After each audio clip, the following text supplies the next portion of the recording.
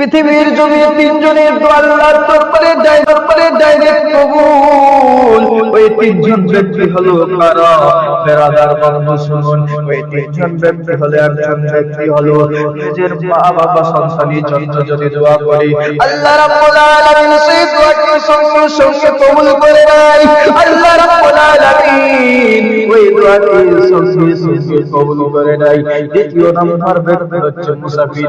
দেশ বিদেশ থেকে এসে যদি কোথাও বসবাস করি আর ওই ব্যক্তি যদি আল্লাহর দরবারে দোয়া করি, ওই ব্যক্তির দোয়া সঙ্গে সঙ্গে আল্লাহ রাব্বুল আলামিন কবুল করে নেয়। ওই ব্যক্তির দোয়া আল্লাহ রাব্বুল আলামিন সঙ্গে সঙ্গে কবুল করে নেয়। তৃতীয় নম্বর ব্যক্তি হচ্ছে মুসাফির। তৃতীয় নম্বর ব্যক্তি হচ্ছে মাজলুম ব্যক্তি। এই মাজলুম ব্যক্তি কাকে বলা হয়? যার উপরে জুলুম অত্যাচার করা হয়েছে।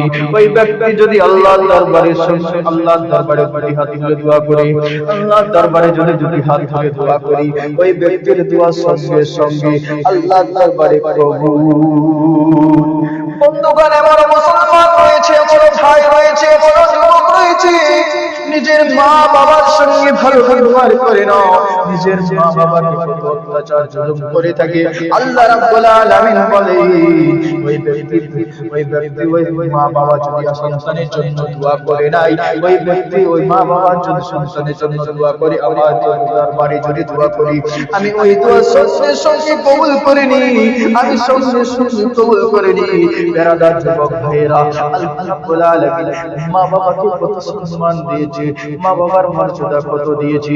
সেই মা বাবার সঙ্গে আমরা জুলুম অত্যাচার করে থাকি কিনা যুবক?